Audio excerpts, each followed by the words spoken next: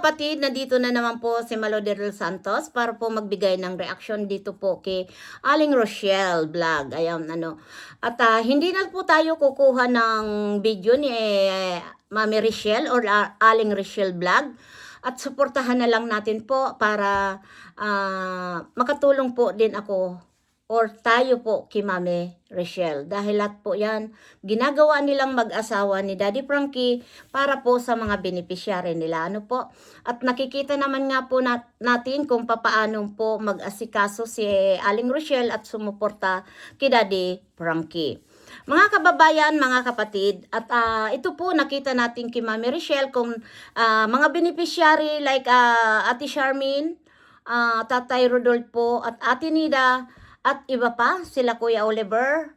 Kung dinadala po dyan sa Makati, si Mami Rochelle po o Aling Rochelle po yung nag-aasikaso na pag-ahinan sila ng pagkain. Ano? At dito naman po talaga natin nakikita kung papaano po sila mag-asawa. Suportahan po silang dalawa para lang po sa kanilang mga beneficiary. Dito po ako'y humanga po talaga mga kapatid na ang isang Mami Rochelle or Aling Rochelle ay talaga pong super bait. Super po. Na ito po ay hindi ako basta-basta naggagawa ng reaksyon. Nakikiramdam, pinanunood ko lang lagi at bago tayo po gawaan ng reaction. Kasi nakita ko po talaga yung suporta kay Daddy Frankie. Sa totoo lang mga kapatid, marami na rin akong mga charity vlogger na sila po ay may channel din. Mga asawa nila, gumagawa din ng channel, mayroon din po silang content, pero si Mami Rochelle po, ang content niya lang po, kung ano po yung ginagalaw niya, ginagawa niya, o minsan siya po yung nagiging spokesperson ni Daddy Frankie, ay yung parang siya yung nagbablog para sa kay Daddy Frankie, dahil kung si Daddy Frankie ay may sakit, or may ibang pinuntahan, kagaya nga 'di ba nakita natin nung follow up check up ni Kuya Oliver na si Mami Rochelle po yung host, 'di ba? Ay kasi Kuya Rizky, yan, natatandaan ko na po yung mga staff ni Daddy Frankie at yung team nila. Unti-unti ko na pong nasasaulo. Kuya Rizky, Boss GB, kapatid ni Daddy Frankie po yan, si Boss GB, at si Tax, di ba? Si Boss Tax, at si, yung KJ27. Yan, kilala ko po yan dahil dati ko po yan na pinapanood doon. Hanggang ngayon naman po nanonood ako at nakapalo po tayo dyan dahil yan po ay dati doon sa pinanggalingan ko po. At ito po ay talagang nakakahanga po talaga ito si Mami Rochelle. Na yung nandyan, kagaya nga kahapon, na habang niya pinapakain po si Ate Nida, si Ate Dandang, di ba? Ay nag-uusap sila ni Daddy Frankie. At iyon nga po ay talagang humanga po ako talaga na ganun pala po. Nagulat talaga po ako. Grabe po. Dahil sinabi ni Mami Rochelle or Aling Rochelle Vlog kay Daddy Frankie na yung resita nga kailangan bilhin. Ang tanong ni Daddy Frankie, magkano ba? Doon po ako nagulat. Nasa 20,000 po yung gamot. 'Di ba? Doon niyo po maiisip na gaano po ba talaga yan kahirap sa Pilipinas. Papaano na lang po yung may mga sakit na mahihirap? 'Di ba? Naghihintay na lang kung kailan ka mawala ng hininga. Dahil hindi nila kayang bumili ng mga gamot. Imagine, 20K, 'di ba? Saan po pupulutin 'yun ng taong mga mahihirap na gaya ko?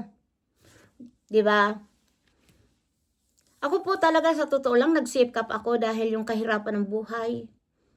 Namulatan ko po yon kung gaano kahirap po ang buhay. Kaya ako po nagsumikap. Nakarating ako sa ibang bansa dahil ako po natulungan din ng isang kababayan natin na siya po ay wala na rin. Pumanaw na dahil po rin sa sakit ng cancer po. Kaya sa totoo lang po, kaya ako'y tumutulong dahil din doon po sa taong tumulong na may sakit. Dahil kahit gaano ka karaming pira, pag sakit naman hubha, kahit ilang bisis mo po yan, dugtungan ng limpak-limpak ng pera, wala. Kukunin po tayo, kukunin tayo ni God. Diba? Marami dyan, billionaire. Pero, pag dinapuan po ng malubhang sakit, na kahit kailan na hindi gagaling po, hindi natin po mababaon ang limpak-limpak natin pera. Kaya, para sa akin, panawagan ko po sa mga taong gustong humila pababa kay Daddy Frankie, palayain nyo para po makatulong sa ibang tao. Dahil si Daddy Frankie, lahat yan itinutulong niya. Dahil kung kayo po na mga charity, vlogger, na may nanggigipit sa inyo dahil mabuti kayong tao, pagtulong lang po ang hangarin nyo. Ituloy nyo lang po. Diba? Gaya kay Ruel of Malalag. Pugong Biyahero. Diba? Tatay Tikram. Vince TV. Ang nakita ko, ang nalaman ko lang po na ginipit ng taga-DSWD. Ito si Vince TV at ito na nga sinunod na si Daddy Frankie. Ang makaramihan pong mga tanong, katanungan po ito ng mga viewers na mga taong mamamayang Pilipino, bakit kinakailangan hadlangan yung taong totoong tumulong? Kasi nga po sila ay charity vlogger. Diba? Nagaya po ni Daddy Frankie na yung mga binablog niya po, iyon ibinabalik po sa kanila. Diba po, mga kapatid, mga kababayan?